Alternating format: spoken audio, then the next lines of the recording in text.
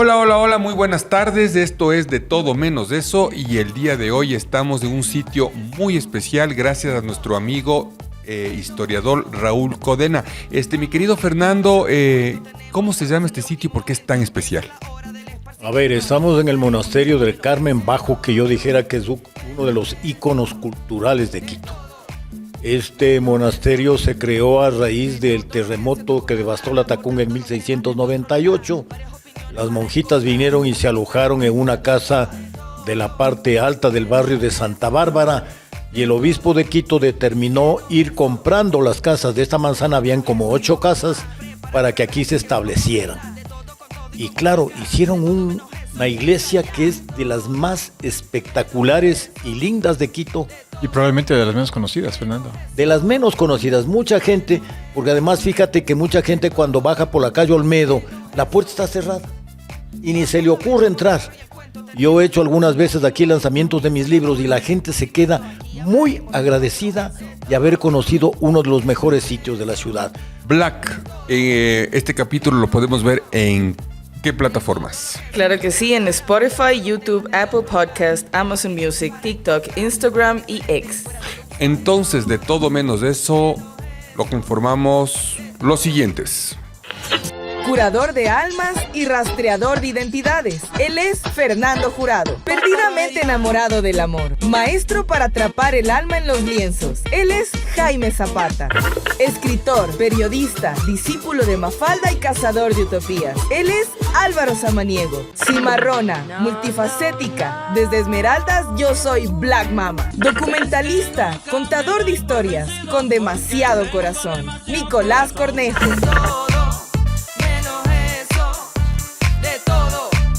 Hoy en De Todo Menos Eso vamos a hablar de un tema que creo que es demasiado especial para uno de los compañeros del buró de Todo Menos Eso. Él es Álvaro Samaniego, es un adicto a los volcanes. Pero Álvaro, quiero saber, ¿por qué estás tan interesado en un volcán que erupcionó hace 216,000 años? ¿Por qué? Mi espíritu es de fuego. Ese es el original, es magmático mi espíritu. Por eso es que nace. Y además de Chalupas, es de esos megos volcanes que si guiña un ojo, tiembla el planeta, ¿no? Ese volcán es el volcán Chalupas y para poder hablar de eso y de otros volcanes, tenemos aquí a quien, mi querido Álvaro, si lo puedes presentar. Sí, es Benjamín Bernard. Él es vulcanólogo, doctor en vulcanología de la Universidad Blaise Pascal de Francia. Trabaja actualmente, bueno, no sé si trabaja, pero ha colaborado con el Instituto Geofísico de la Escuela Politécnica Nacional, en donde también es profesor. No se olviden que el Instituto Geofísico es el organismo que mantiene la vigilancia, monitoreo, control. Hacen labor de partos con volcanes y todo lo que se puedan imaginar con ellos, ¿no? Trabajó en un estudio significativo sobre los volcanes Wolf y Fernandín en Esmeraldas, en el monitoreo del Cotopaxi. Ya nos dirá si es que él conoce las 58 estaciones que miden sismos, gases y deformaciones, etcétera.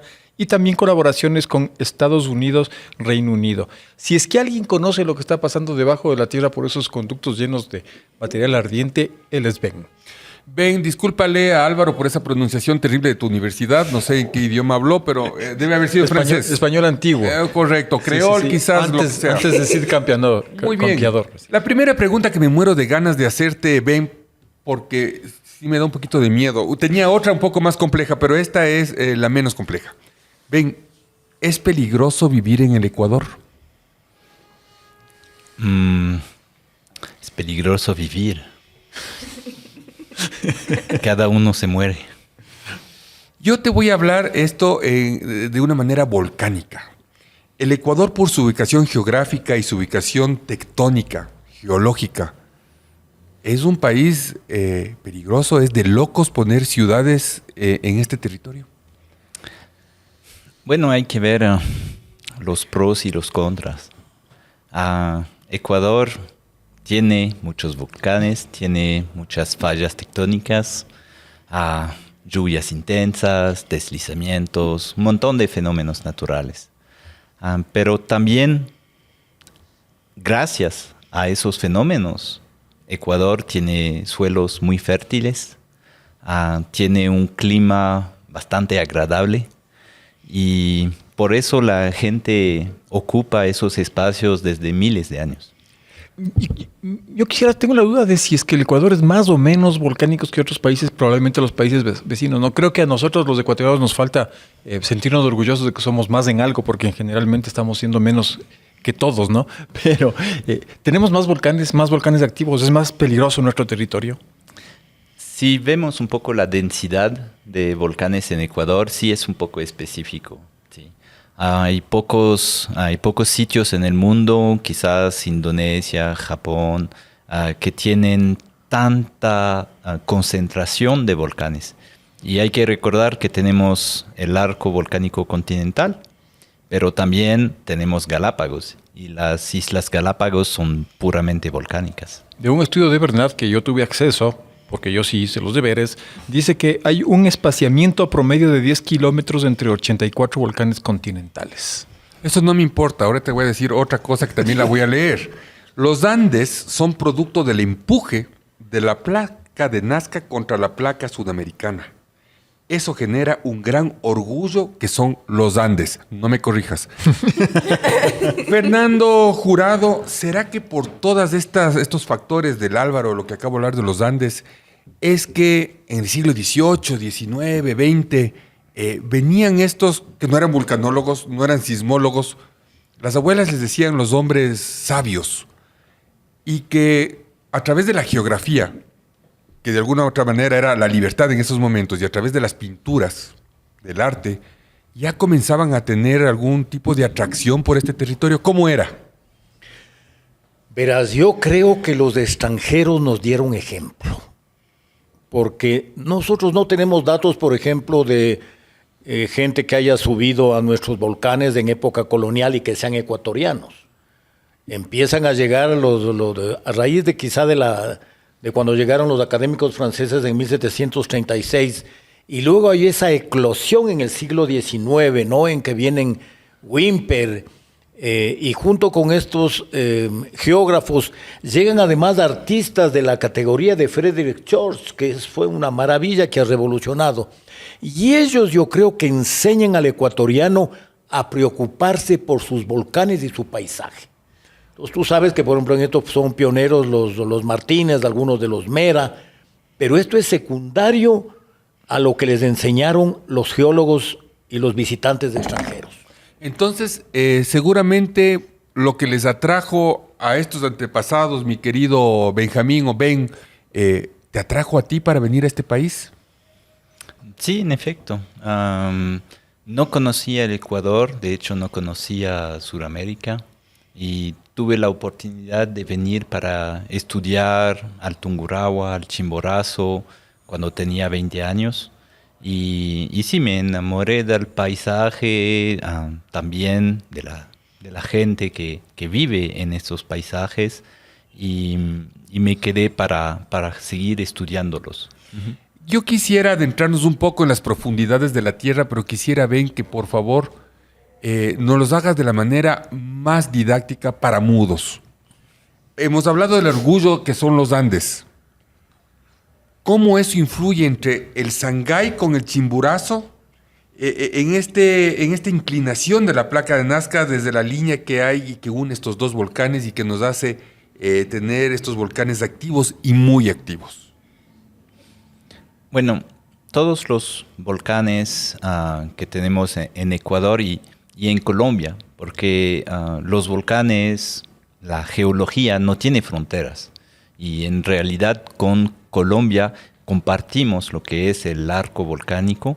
El volcán más al sur es el volcán Sangay, y el volcán más al norte es el volcán Romeral en Colombia.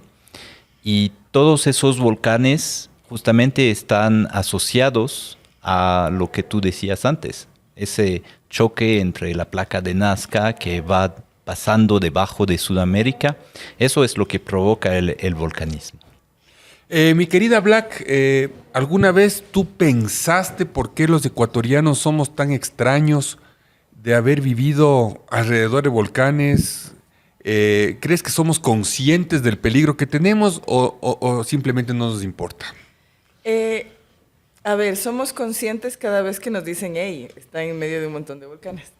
Porque de ahí, cuando normalmente no hay este tipo de alarmas que tuvimos por ahí en los 2000, me acuerdo que hasta se volvió tan famosa la erupción que hubo, creo que fue del... En el volcán Pichincha en el 99. Exacto.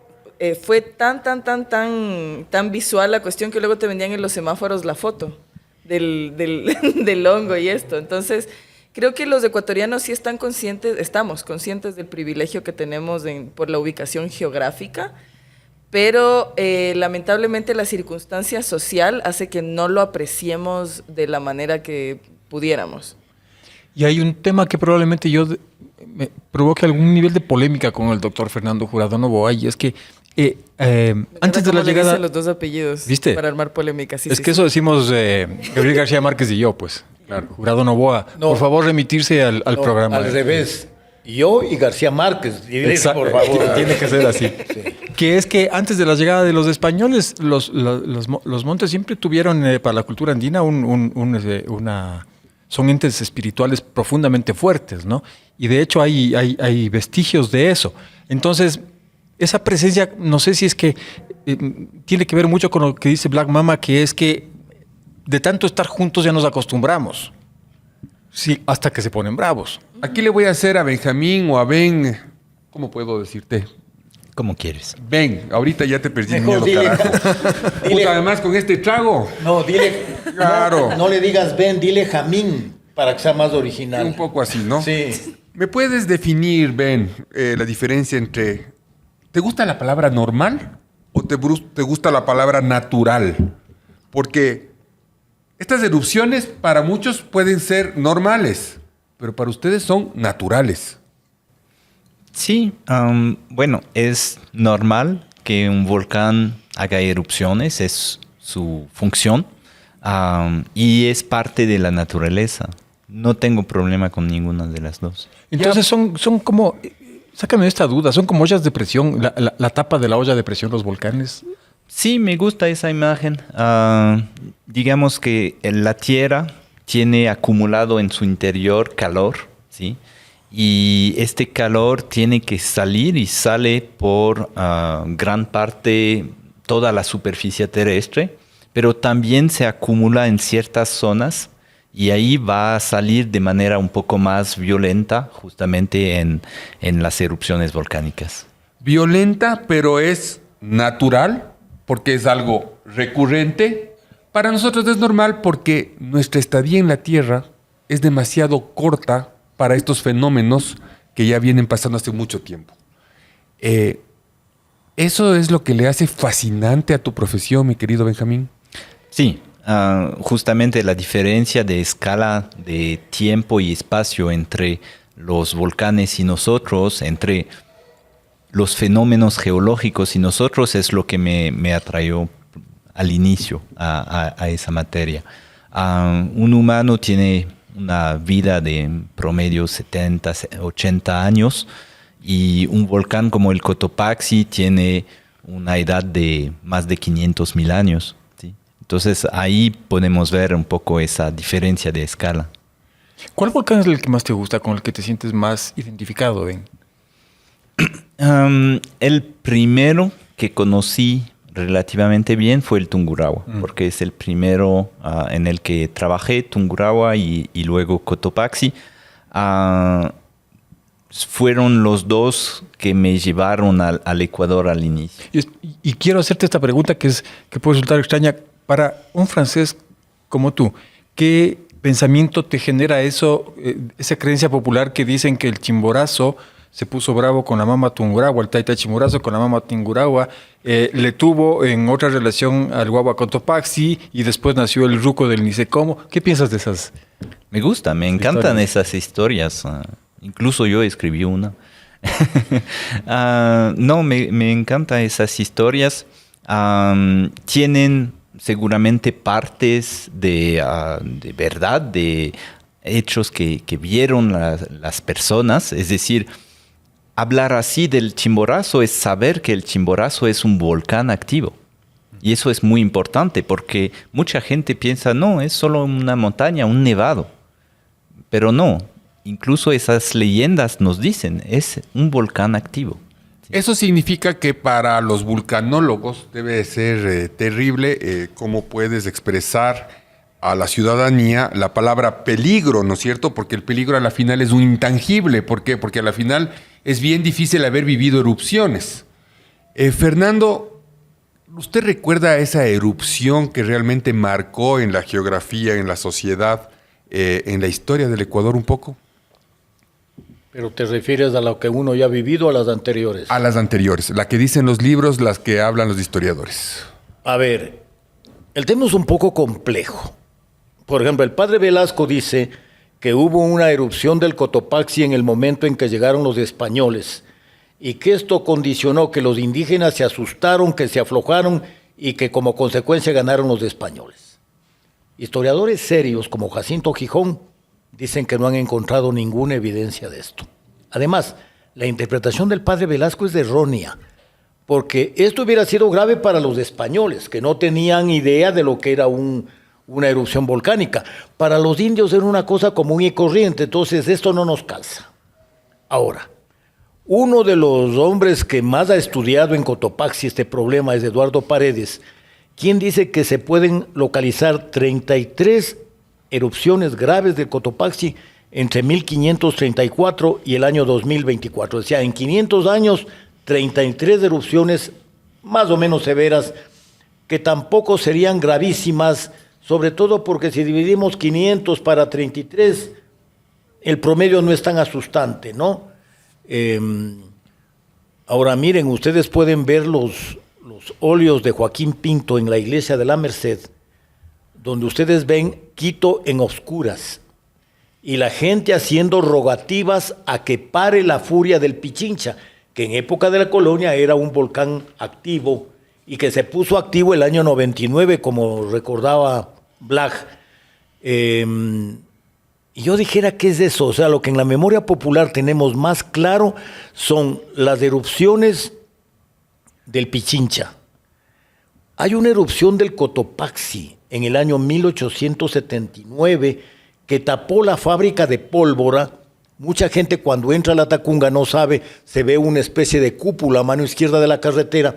Es la parte superior de la fábrica de pólvora.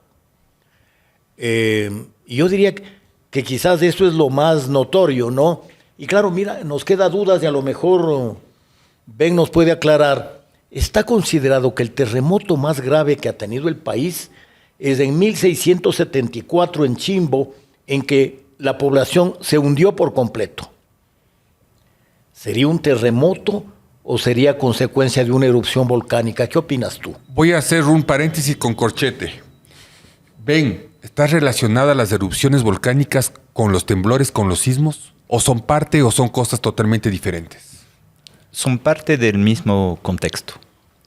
Es decir, justamente ese choque de placas es el que genera tanto los sismos como los volcanes. También en algunas ocasiones, antes de una erupción, como la del Huayna Pichincha del 99, hay sismos en las fallas locales cercanas al volcán. Por eso, en el año 1998 hubo bastantes sismos en Quito, ¿sí? Hasta no de magnitud muy fuertes, pero esos sismos son la respuesta de las fallas al ingreso de magma en la corteza. Entonces puede haber esos pequeños sismos. Entonces, Ben, cuando hay un temblor como el que hubo hace unas semanas atrás en esta ciudad, ¿te emocionaste porque dijo de pronto es el volcán? Eso siempre una pregunta. Con los sismos de Quito siempre es la pregunta con la relación con el volcán. Este sismo que hubo no está relacionado con el volcán, está relacionado con la falla de Quito, porque también tenemos una falla tectónica. Antes de hacer esta pregunta que quiero entrar en valor para Ben, ¿qué estamos tomando, Black? Excelente pregunta, pero puedo decir de dónde salió. Es justamente eso. Exacto, es uno de los cócteles que nos trajo la maravillosa Marlene Briceño de Shake, Shake, Shake. Como les contaba, es un emprendimiento maravilloso donde agitas tu bebida y te la sirves en el lugar en el que estés. Y creo que Alvarito se acordaba de qué tenía, porque yo soy abstemia. Cloroformo, TNT. No, perdóname, tenía gin, Wittig, licor de naranja y el otro término que tú te acuerdas, Blanca. No me acuerdo. Pero eso no importa. Hay algo más. No importa, es lo que como sabe, ¿no? El tema era que cuando yo quería ver cómo arrancaba este programa, dije, depende de la cara del vulcanólogo para ver cómo comienzo. Y cuando llegó Ben, yo me dio pánico. Dije, puta, este es un francés como mi profesor de matemáticas o de filosofía, se jodió. Pero ahora que ya estamos de entrar en calor, te voy a preguntar, ¿por qué los vulcanólogos son tan raros, Ben? Es una pregunta muy extraña. Muy rara. Muy rara. Somos gente común y normal. Claro. Comemos, dormimos igual, ¿no? ¿Sí? Oye, Ben, Pero espérate, es que esta pregunta tiene cola. Ben, cuando estás en el Ecuador y vas a ver un volcán erupcionando, Sí. para ti eso es brutal, pues, porque puede pasar una vida entera en donde no erupcione ni un solo volcán en tu vida y nunca vas a poder tener esa experiencia. En el Ecuador puedes tener esa experiencia varias veces al año o varias veces en 10 años. es un parque de diversiones. ¿Qué significa para ustedes ver erupcionar un volcán, para tu carrera, para tu personalidad? Y por eso decía por qué son tan raros. Bueno, hay dos cuestiones. Uno es el atractivo estético. ¿Sí? Un volcán hace un espectáculo. Es un espectáculo de luz y sonidos. Los sonidos, y para los músicos que están aquí, escuchar un volcán es impresionante. Incluso si está completamente nublado, escucharlo tiene una música. Cada volcán tiene una música propia. Entonces es un espectáculo.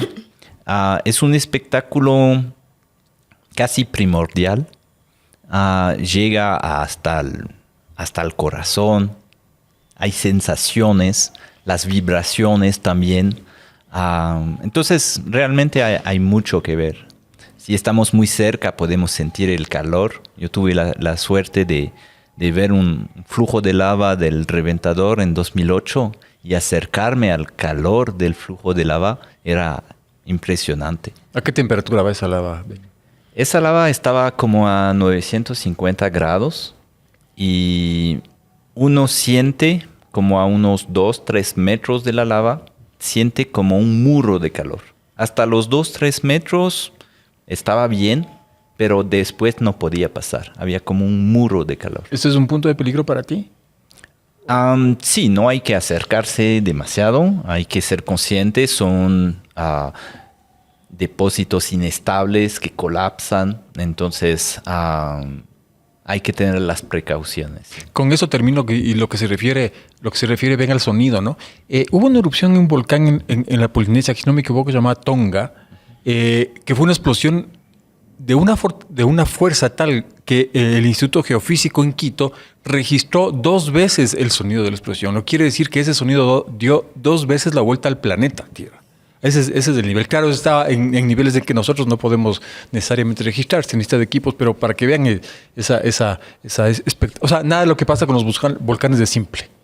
El tema es, volviendo un poquito a justamente entre la lava y la ceniza, cuando erupciona el volcán Pichincha hace cientos de miles de años atrás, toda la ceniza cae sobre una zona que se llama Rumipamba. Ahora incluso existe un parque arqueológico con ese nombre. A diferencia de Pompeya o Fernando o Ben, Pompeya se cubrió con lava. Esa vez fue con ceniza. Pompeya fue cubierta con ceniza. También. Claro. Ah, Con mira ceniza tú. y pomes.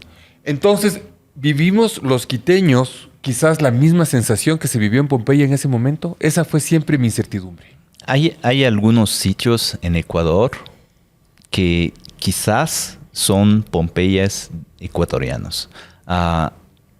Tenemos, por ejemplo, la erupción del volcán Quilotoa hace 800 años.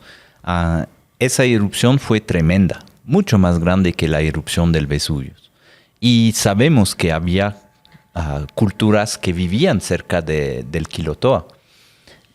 El problema es que sí había pueblos ahí, están enterrados debajo de decenas de metros de depósitos, ¿sí? Y no hay estudios. Recientemente hicieron un estudio en Perú, una erupción del volcán Huayna Putina en 1600. Y ahí sí también encontraron como una Pompeya de Perú. Entonces hay muchos sitios así. Sabemos que el Tungurahua hace 3.000 años hizo una erupción grandota y se encontraron vasijas y cosas así debajo de los depósitos.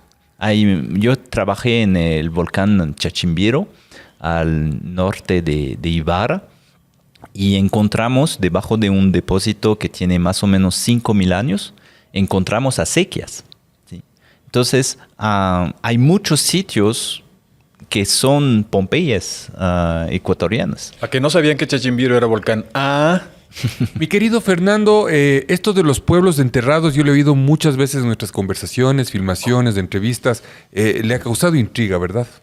Claro, a mí, por ejemplo, me encantaría que ven, si no he estudiado, se metería más con el caso de Chimbo, donde que 1 o 2 metros bajo tierra se encuentran, hay restos de calles, de plazas, lo mismo en La Tacunga.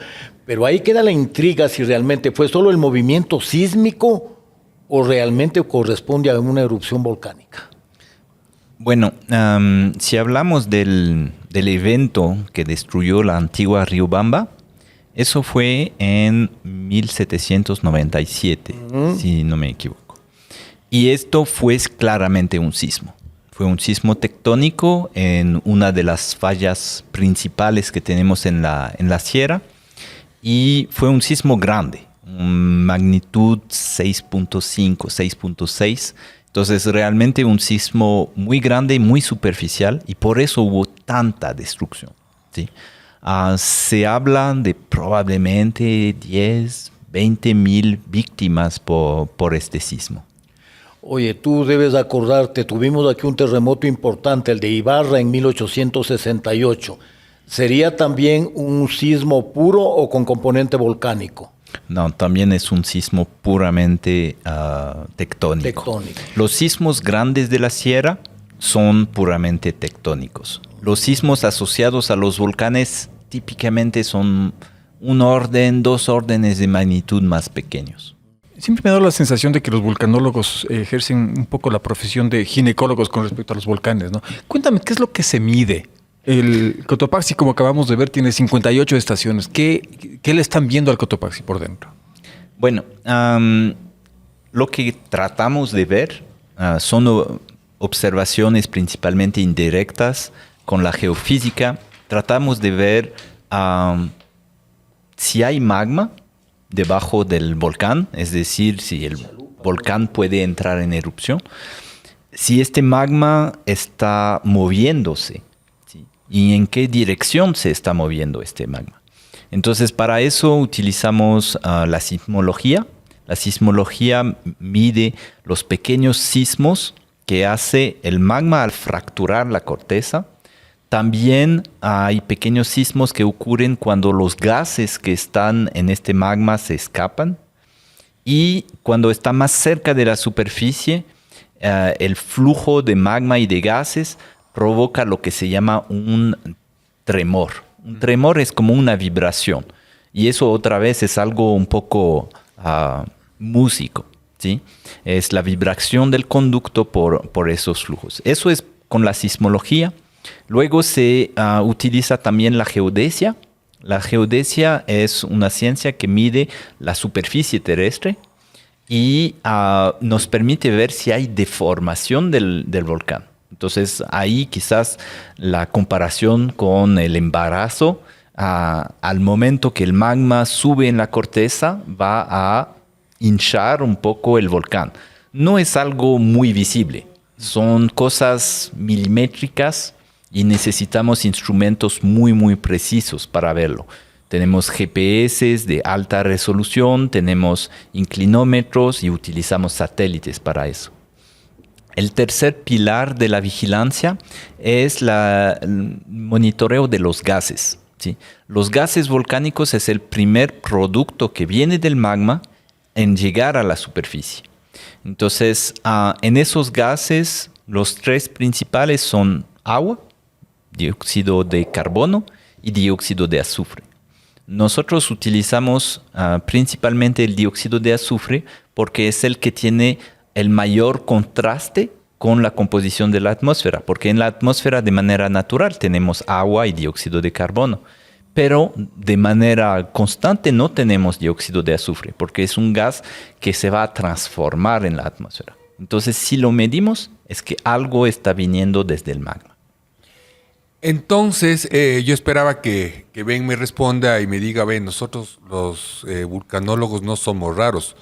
Los raros son ustedes, los quiteños, que se les ocurrió hacer una ciudad alrededor de volcanes. ¿Por qué cree que eso pasó, Fernando? ¿Por qué, así como dijo, creo que fue Humboldt, los quiteños son personas muy sui generis porque duermen tranquilos debajo de sus volcanes? A ver, hay que entender una cosa. La ciudad primitiva de Quito fue brutalmente humilde. Quito era un caserío.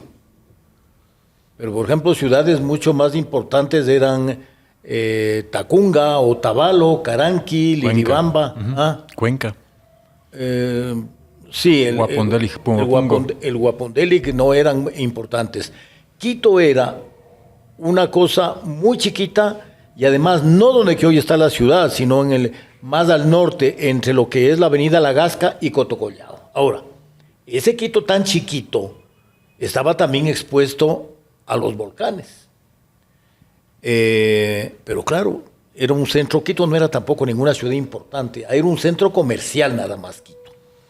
Y son los incas los que realmente le dan la configuración actual y ellos son realmente los fundadores del centro histórico de Quito. Nosotros con ese complejo que tenemos de que nada de lo exterior, de lo venido de afuera nos ilusiona, hemos desconocido, pero hay que reconocer, los incas son los fundadores del Quito actual. Ahora sí, es gente que estaba acostumbrada a liar y a vivirse con los volcanes y con los sismos. Esa era la naturaleza de nuestra gente. Y no solo en Quito, en todas nuestras ciudades, por lo menos hasta lo que es la provincia de Bolívar, porque hay que reconocer que en lo que es Cañar, Azuay y Loja, los sismos han sido prácticamente inexistentes. Y ya que nos puso el Fernando en ese territorio, hablemos un poco de lo que pensaba la cultura andina, ¿no? Ellos hablan de que las montañas o los apus son unos dioses que tienen personalidades y características propias. No solo son fuentes de agua y de recursos naturales, sino que también conectan con comunidades y sus antepasados. Tanto así que cuando había conatos de erupción o cuando directamente erupcionaban, se preocupaba la gente de esas épocas y decía que hay que tranquilizar a las montañas y hacían lo que se llaman las ofrendas humanas. No sé si ustedes tienen presente las momias de Llullaillaco en el norte de Argentina. Son 3 niños que fueron dejados en lo alto de esta montaña, donde se congelaron, pues y así se mantuvieron bien, pero era para apaciguar la ira, porque los volcanes son unas personalidades, unos seres que tienen el carácter de encimita nomás. Cuando ya se ponen malgenios, se dan de puñetes contra el mundo, ¿no? Ella de veras. Ajá. Entonces, había que darles ofrendas, que no llaman sacrificios de esa época, sino ofrendas, porque quienes iban a ella dicen voluntariamente, ¿no? Seguramente subieron al Guagua Pichincha muchos a dar ofrendas también para pedir que no erupcionen, ¿no, Fernando? Es altamente probable y lo mismo a nuestros volcanes, ¿no? Nosotros no hemos encontrado momias antiguas que podrían sugerir esto, pero como dice Álvaro, en el Perú se han encontrado varias momias que sugieren sacrificios. Vamos a sacrificarnos un poco y ahora Black Mama nos trajo un súper invitado. Por favor, cuéntanos de qué se trata esta tarde vulcanológica. Totalmente, bueno, como soy conocida por hacer cosas nada que ver en momentos nada que ver, les traigo en este momento precisamente a Martín Torres, a.k.a. Mala Palabra. Él es mi guitarrista de nuestro proyecto Black Mama y Da Patacón Crew. Y nada, hablando de sacrificios y cosas, nosotros nos dedicamos a hacer música mayormente social, a veces por necesidades, otras veces solo por descontento y rabia. Y bueno, la siguiente canción que vamos a tocar es una canción que se llama Ana la Guerrera. Martín, ¿quieres saludar y presentarte un poquito? Yo soy Martín Torres, soy Mala Palabra también. Soy escritor, soy músico y con Black hemos hecho ya música desde tiempos más remotos todavía que la erupción del Purulagua. Ahora que estamos conversando de eso.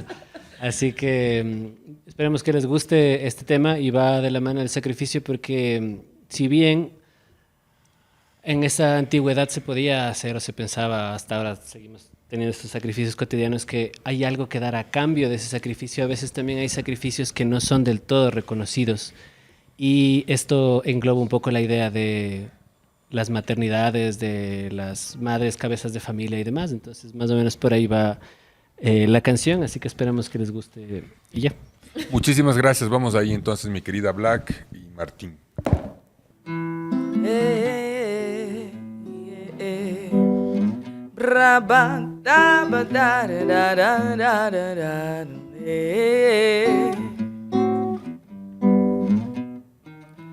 Hoy les vengo a contar una historia de coraje y de voluntad, de una mujer guerrera de lucha y sin tregua, que no se ha cansado de las noches en vela nada más, por ese bienestar anhelado, poder vivir con el cuello un poquito más holgado sin pensar en ese pasado de maltrato por el tiempo trabajado, que ya no se repita, que se quiebra la salud, mientras jefes inhumanos nos quieren llevar al ataúd. Queremos que nos valoren y poder progresar con mejores condiciones, que ya no se repite este miedo constante. No quiero que me gasten hasta que el cuerpo no aguante. Ya dejen de romperme, es hora de levantarse.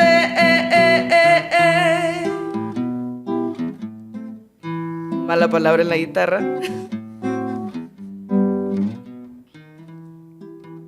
Buena nota, mal palabra.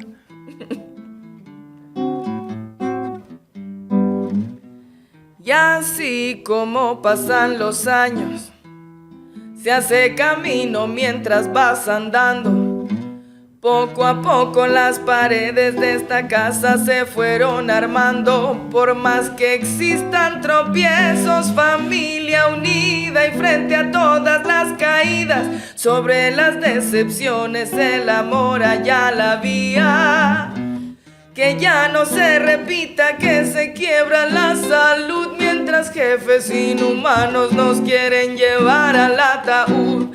Queremos que nos valoren y poder progresar con mejores condiciones, que ya no se repite este miedo constante. No quiero que me gasten hasta que el cuerpo no aguante.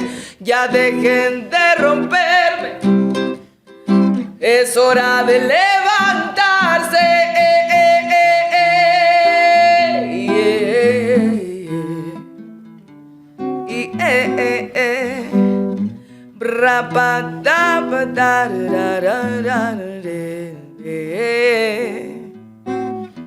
Muchas gracias.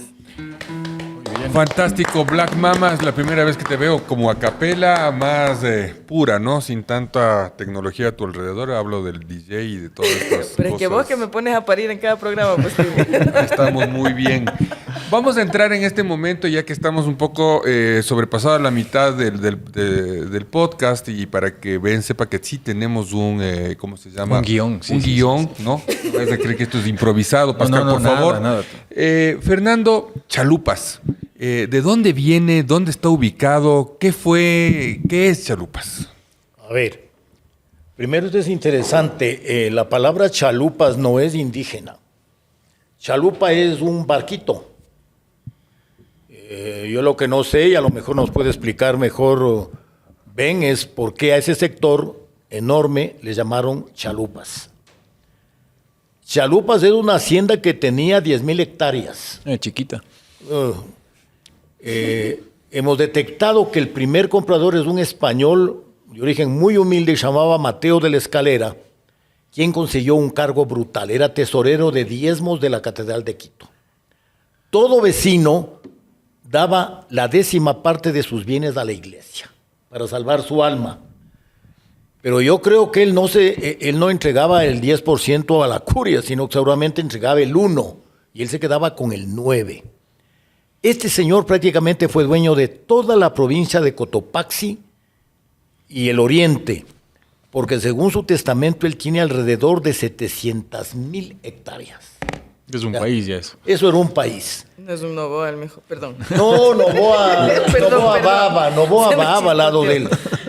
Curiosamente, varios de las haciendas de él siguen en poder de sus herederos, en el sector sobre todo de La Avelina y de Lazo. Entonces, la propiedad de él se ha transmitido a la misma familia hasta los días actuales. Lógicamente se ha ido fracturando. Una cosa interesante es que ustedes se acordarán que en la época taurina, Chalupas era de los que daba la ganadería muy conocida. La ganadería de Chalupas era importantísima, de la familia Plaza Lazo. El límite oriental era hasta la plaza de Tena. Y se entraba por Alaques. Por eso es que actualmente correspondería el viejo Chalupas, ahora está reducido, a la provincia de Cotopaxi y al Napo. O sea que esta hacienda tenía un volcán incluido. Tenía exactamente un volcán incluido. Más que uno, porque el Cotopaxi también debía haber sido parte de él. Altísima Claro. la plusvalía. También estaba ahí, sí. claro. Vento lava. Sí. ¿Por qué ven el Chalupas es este coloso dormido? ¿Qué le caracteriza de esa manera? Y me imagino que era bajo la ignorancia de todas estas personas que tenían esta propiedad. Bueno, Chalupas es un volcán todavía poco conocido. Se sabe de probables erupciones hace unos 400,000 años. Hubo esa gigantesca erupción hace 215,000 años, 216,000 años. Y después se formó un nuevo volcán que se llama el Quilindaña. El Quilindaña es un volcán que estuvo en erupción quizás entre 160,000 años y quizás unos 30, 40,000 años antes del presente. No tenemos evidencias de erupciones más recientes, seguro no más reciente de 15,000 años. Este es un volcán que cuando yo comencé a averiguar, por lo que la afición de Álvaro por este volcán es brutal, tiene una caldera. ¿Qué significa eso? Sí, entonces una caldera es una estructura que se forma cuando hay una erupción muy grande que vacía el reservorio magmático. Eso hace que el techo del reservorio colapse, porque en el profundo de la tierra no hay huecos, ¿sí? Entonces colapsa el techo de la cámara magmática y en superficie aparece esa depresión que puede tener una forma un poco circular, pero no siempre. La de Chalupas es relativamente poligonal, no es muy circular y tiene cerca de 17 kilómetros de diámetro. O sea que si yo voy por curiosidad, porque me muero de ganas de ir ahora después de haber hecho este podcast a conocer el Chalupas, ¿me voy a topar con una montaña imponente, grande como el Cotopaxi o qué voy a ver? Desde el campo, desde el suelo, desde el nivel del suelo, no va a ver realmente la caldera. Lo va a ver si toma un avión. Ahí, tan grande es. Es que son Sí. 17 kilómetros De diámetro, sí. claro. Entonces, desde el suelo se va a ver el Quilindaña en el medio. El Quilindaña está en medio de una planicie, ¿sí? Quizás por eso las haciendas y la ganadería les gustaron este sitio, porque ya estaba cerrado por los bordes de la caldera, que son como colinas, ¿sí? Y para responder a su pregunta, de lo que yo sé, Chalupas es el nombre del río, ¿sí? Es el río Chalupas. Yo tengo una pregunta. ¿Alguna de las erupciones volcánicas de cualquiera de los que está activo podría activar la falla de Quito? Y luego la siguiente pregunta es, ¿de dónde a dónde, o sea, cuál sería la magnitud posible de daño si es que se llega a activar la falla de Quito? No se necesita que un volcán entre en erupción para que la falla de Quito se active. O sea que sin motivo nos fuimos. Es una falla activa. El sismo del otro día muestra que es activa. Cada algunos años tenemos sismos de magnitud 4, 4.5. Históricamente, esa falla no ha hecho sismos tan grandes como el sismo de Ibarra, el sismo de Ambato, el sismo de Riobamba. Así han sido sismos un poco más pequeños. Se estima por las dimensiones de los segmentos de la falla que haría un sismo de magnitud 6, 6.5. ¿sí? Entonces más pequeños. Pero igual esos sismos magnitud 6, 6.5 pueden provocar grandes daños. ¿sí? Por ejemplo, el sismo de Pelileo y Ambato de 1949 no fue tan grande, fue un sismo de magnitud un poco más de 6 y ha cobrado muchas vidas, 3.000 en Ambato, 3.000 en Pelileo. ¿Y cuál fue la causa del el terremoto que hubo entre Manabí y Esmeraldas? Ese es un sismo diferente de los de la Sierra. Los de la Sierra están asociados a un movimiento que es una parte de Sudamérica, que está al norte de Guayaquil hasta la cordillera occidental. Es un bloque un poco aparte del resto de Sudamérica. Y este bloque se está moviendo hacia el nororiente lentamente, pero cuando se mueve hace esos sismos superficiales que por ser superficiales son muy dañinos. El sismo de Pedernales es un fenómeno diferente, es asociado justamente a ese choque de placas entre la placa de Nazca y Sudamérica y a ese fenómeno que se llama la subducción, donde Nazca está pasando debajo de Sudamérica. Eso genera una fricción enorme y por eso tenemos los sismos de la costa que son en magnitud mucho más grande que los sismos de la sierra. ¿Saben ustedes por qué las personas, los ecuatorianos que están de Riobamba para el sur, son así como son? Ustedes ya saben, ¿no? ¿Cómo son, Fernando? Porque no tienen volcanes. Entonces la pregunta para Ben, ¿por qué los volcanes en el Ecuador se acaban básicamente en Riobamba? Sí, es una muy buena pregunta. No hay respuesta definitiva todavía, ¿no? La geología es una ciencia joven, la volcanología todavía más. Pero lo que se puede observar es que al frente de las costas del Ecuador tenemos una cordillera submarina que se llama la cordillera de Carnegie. Esa cordillera fue formada justamente por el punto caliente Galápagos y está sobre la placa de Nazca. Y esa cordillera submarina está justo al frente del arco volcánico, ¿sí? Y entonces una hipótesis es que justamente la presencia de esa cordillera en la subducción es la que permite hacer suficiente magma para que el magma llegue a la superficie. En las zonas de Cuenca, de Loja, quizás también hay magmatismo, ¿sí? Eso no sabemos, pero quizás no hay suficiente para llegar a la superficie. ¿Será por eso que son así, Fernando? A ver. Álvaro, ¿tú quieres decir que la gente de Riobamba al sur es un poco como apagada? O sea, cantan en un punto, ¿no? O sea, yo no sé qué decirte. No, porque verás, si queremos decir que de Riobamba al norte la gente es como más fogosa o más activa.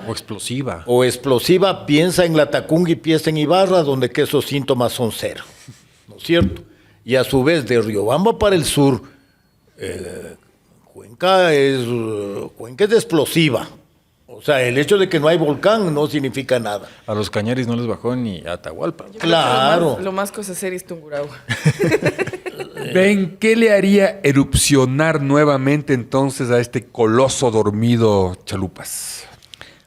¿Y qué nos sucedería? Es una muy buena pregunta. El volcán Chalupas-Quilindaña es un complejo volcánico y debido a esa erupción única, todos piensan que la próxima erupción de este volcán va a ser también una supererupción. No es verdad. Este volcán ha tenido cientos de erupciones después de esa supererupción y la mayoría de esas erupciones han sido flujos de lava, erupciones bastante tranquilas. Ahora, debajo de Chalupas hay probablemente un gran reservorio magmático. No sabemos qué tanto de este magma es eruptible. No sabemos muchas cosas, ¿sí? Y los que tienen certidumbres sobre el hecho que va a entrar Chalupas están equivocados al 100%. Ahora que tú conoces bien esto, ¿cuál crees tú que es el volcán más peligroso en este momento para el Ecuador? Bueno, si hablamos de peligro volcánico, hay muchos volcanes en Ecuador que pueden hacer erupciones grandes, ¿sí? El Cotopaxi es uno. Cerca de Quito tenemos el Atacazo, tenemos el Pichincha, el Purulagua. Todos esos son volcanes que pueden hacer erupciones grandes, dañinas. Ahora hay que ver la frecuencia de esas erupciones, ¿sí? En el caso del Cotopaxi, como decía el historiador, tenemos muchas erupciones de magnitud moderada a grande, ¿sí? En los últimos 500 años. Eso significa que el sistema volcánico es muy activo, ¿sí? En este sentido, para mí, los volcanes como Tungurahua, Cotopaxi y Pichincha son los volcanes que representan el mayor peligro o la mayor amenaza, mejor dicho, para la población. Para finalizar este podcast tengo una pregunta que me está recorriendo la cabeza, mi querido Ben. Entonces, tú como científico, ¿el interés científico viene de una necesidad de hacerse preguntas válidas y de buscar respuestas útiles? ¿Y útiles para quién? Bueno, en el caso de la vulcanología hay diferentes aspectos. Por supuesto, hay la curiosidad intelectual, digamos, entender este fenómeno, porque al final la vulcanología, y yo soy geólogo de formación también, es entender cómo funciona el planeta Tierra y es algo que siempre me ha atraído. Pero hay una aplicación directa de la vulcanología a tratar de mitigar los riesgos volcánicos, ¿sí? Y eso es algo también muy interesante porque un volcán tiene sus fenómenos, tiene su comportamiento, sus ciclos, pero la gente que vive alrededor del volcán tiene también sus características que son muy interesantes, sus relaciones con el volcán. Una de las cosas más complicadas que organizar es, por ejemplo, una evacuación. Evacuar una población es algo sumamente complejo. Hay impactos socioeconómicos fuertes y no se puede hacer una evacuación sin una reflexión muy profunda de las consecuencias de esa evacuación. Entonces ahí hay un campo que es para mí bastante diferente del campo natural y también es muy interesante. Sí. Álvaro, ¿cuál es el volcán más alto del Ecuador? Volcán activo más alto del Ecuador, señores. Chimborazo. Perfecto. ¿Cuál es el volcán más grande según los estudios? El volcán que tiene cuyo edificio tiene un volumen de 195 metros cúbicos. ¿Cuál es el edificio volcánico? Que dicen que es el Cayambe, ¿no? Si tomamos el arco volcánico continental, entonces yo pensaría quizás el Mojanda Fuya Fuya, porque en diámetro es muy grande, tiene una base muy, muy grande. Pero si hablamos de Galápagos, es Sierra Negra. Sierra Negra. Sin ninguna duda. Que no sabían ustedes que el Ruco Pichincha, el nombre de Ruco es porque ahí estaba la antigua caldera Y el Guagua Pichincha es donde está la nueva caldera. Ruco es viejo, Guagua es niño, si no me equivoco. Y entonces, Fernando, ¿este sitio usted cree que vio erupcionar volcanes, pasar temblores?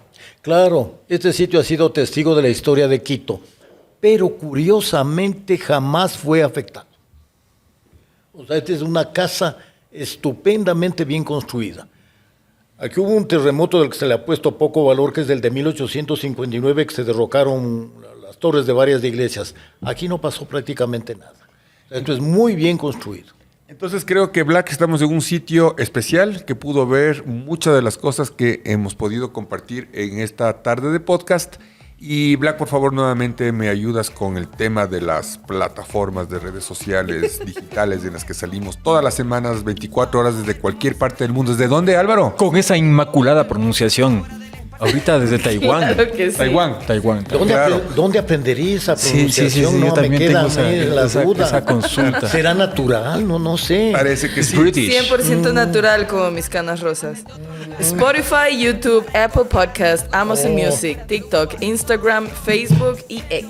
Y les esperamos el próximo viernes por Radio Pichincha de 6 a 7 y después cuando ustedes les dé la gana. Un abrazo grande. Gracias, Ben, por habernos soportado esta hora de podcast. Gracias a ustedes.